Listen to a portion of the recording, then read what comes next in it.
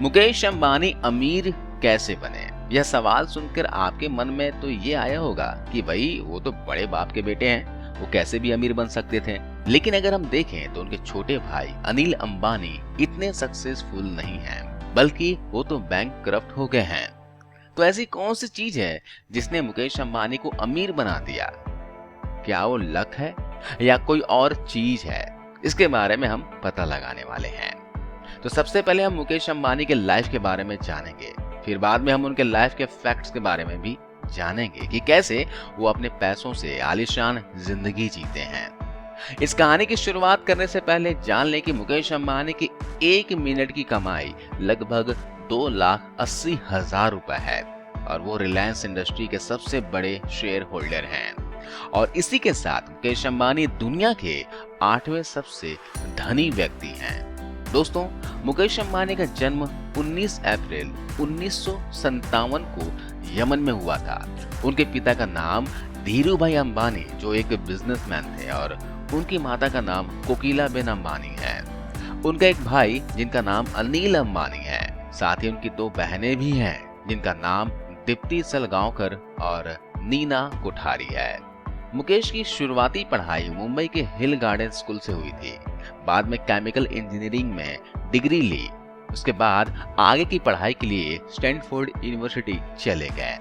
लेकिन अपने पिता की मदद करने के लिए वो 1 साल के बाद ही पढ़ाई छोड़कर भारत वापस आ गए और बाद में पॉलिस्टर मैन्युफैक्चरिंग की कंपनी में जुड़ गए।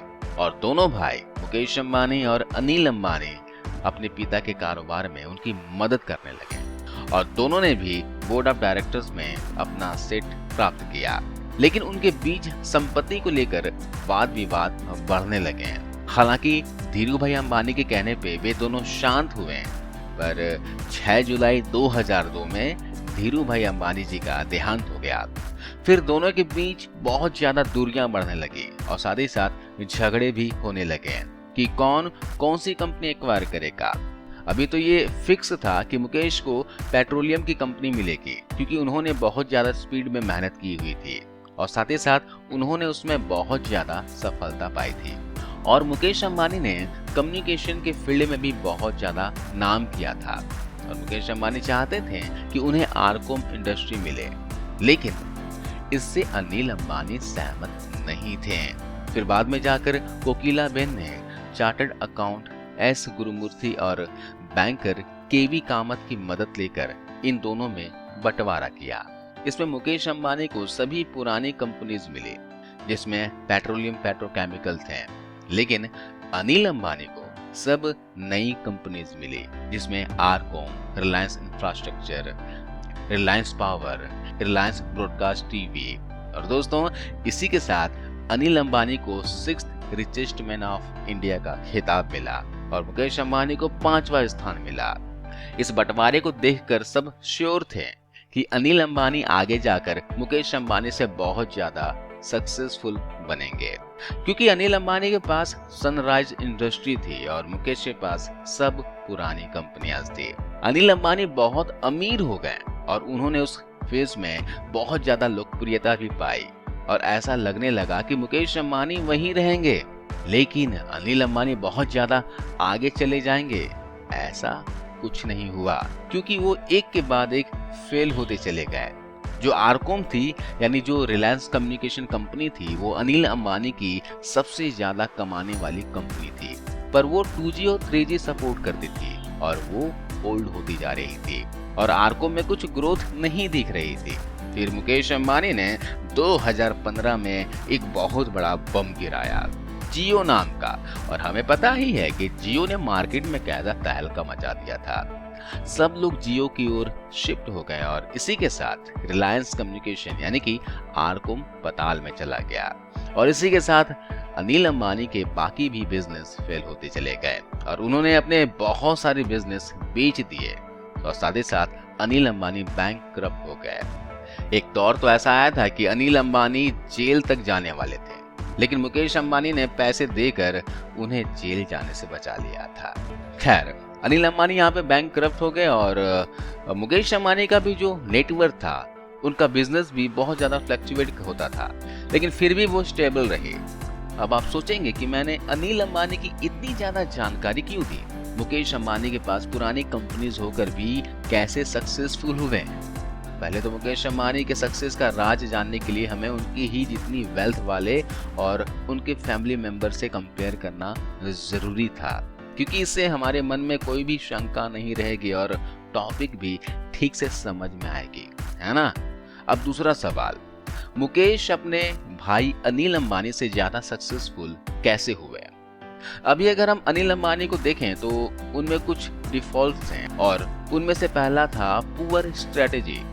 हमने देखा कि जब जियो आया तब आरकॉम हार गया और वो एक पुअर स्ट्रेटेजी का सबसे बड़ा एग्जाम्पल था। आपको पता ही है कि बिजनेस को ग्रोथ करने के लिए नए नए आइडियाज लाने होते हैं, नए नए फीचर्स देने होते हैं। आरकॉम ने 4G के ऊपर ध्यान दिया ही नहीं, वो 2G और 3G में खुश रहे। लेकिन यहाँ मुकेश अंबानी की सबसे इम्पोर्टेंट चीज थी उनकी स्ट्रेटेजी, क्योंकि जियो एक बहुत ही अद्भुत स्ट्रेटेजी बिजनेस है। और एक चीज जिसने अनिल अंबानी को नीचे गिरा दिया वो था उनका प्राइड, क्योंकि अनिल अंबानी हर वक्त बड़ी बड़ी चीजों में इन्वेस्ट किया करते थे, but Mukesh Ambani bottom of the pyramid शुरू करते थे, यानी जिसमें आम जनता को यानी हमारे जैसे लोगों को बेनिफिट होता था। और तीसरी चीज है ओवर एम्बिशन। अगर हम देखें तो अनिल अंबानी बहुत हद से ही ज्यादा एम्बिशियस थे, जिसकी वजह से उन्होंने उन चीजों में इन्वेस्ट किया जिसमें उनको कोई नॉलेज नहीं था। पर मुकेश अंबानी उन्हीं चीजों में इन्वेस्ट करने लगे जहां वो कॉन्फिडेंट थे और उनके पास एक्सपर्टीज थी। इससे हमें समझ में आता है कि मुकेश अंबानी इतने सफल क्यों हुए, है ना। अब अगर यहाँ हम लक की बात करें तो अनिल अंबानी को भी सक्सेसफुल होना चाहिए था, पर वो तो बैंक करप्सी में चले गए और मुकेश अंबानी इतने ज्यादा सक्सेसफुल हो गए कि वो दुनिया के 10 सबसे सफल अमीर आदमियों के लिस्ट में आ गए। अब ये लक नहीं बल्कि बहुत ज्यादा फोकस और मेहनत का नतीजा है जिससे वो इतने सफल बने। आइए अब जानते हैं मुकेश अंबानी अपने इस पैसे से कैसे आलीशान जिंदगी जीते हैं। सबसे पहले आती है उनकी शान एंटीलिया। उन्होंने एंटीलिया को बनाकर भारत में नहीं बल्कि पूरी दुनिया में अपना नाम बनाया, जो फोर्ब्स के हिसाब से 14,000 करोड़ का है। ये बिल्डिंग 27 मंजिला है जिसके टॉप पर हेलीपैड बने हुए हैं। इस बिल्डिंग की शुरुआत की 6 फ्लोर सिर्फ पार्किंग एरिया है। इस बिल्डिंग में स्विमिंग पूल है, मूवी थिएटर है, प्ले ग्राउंड है, मंदिर है और बहुत सारी चीजें हैं। और इतने बड़े घर के साथ उनके पास बहुत ज्यादा महंगे कार्स भी हैं, जिनमें से उनके favourite Mercedes, Maybach, Bentley, Rolls Royce जैसी कार्स हैं। और यही नहीं, 2018 में उनकी बेटी ईशा की शादी में मुकेश अंबानी ने लगभग 700 करोड़ खर्चा किया था, जो भारत में होने वाली सबसे महंगी शादियों में से एक है। और इस वेडिंग में सभी सेलिब्रिटीज से लेकर बड़े बड़े बिजनेसमैन, टाइकून भी इनवाइटेड थे। आपने शादी के कुछ फुटेज देखे भी होंगे जिसमें शाहरुख खान से लेकर अमिताभ बच्चन तक मेहमानों को खाना परोस रहे हैं। और यही नहीं, नीता अंबानी, मुकेश अंबानी की wife, IPL team Mumbai Indians को ओन करती है और साथ ही साथ वो डोनेशन में भी बिलीव करते हैं। इसकी वजह से मुकेश अंबानी ने पिछले ही साल कोरोना में 460 करोड़ का डोनेशन किया है। जी हाँ दोस्तों, आप इंटरनेट पर सर्च कर सकते हैं। तो दोस्तों, ये थी कुछ चीजें जिनसे हमें मुकेश अंबानी के लाइफ के बारे में पता चलता है। वो बड़े घर में जरूर जन्म लिए, लेकिन उन्होंने अपनी मेहनत से दुनिया में अपना नाम बनाया। आपका इनके बारे में क्या कहना है, क्या राय है, आप कमेंट सेक्शन में जरूर लिखिएगा।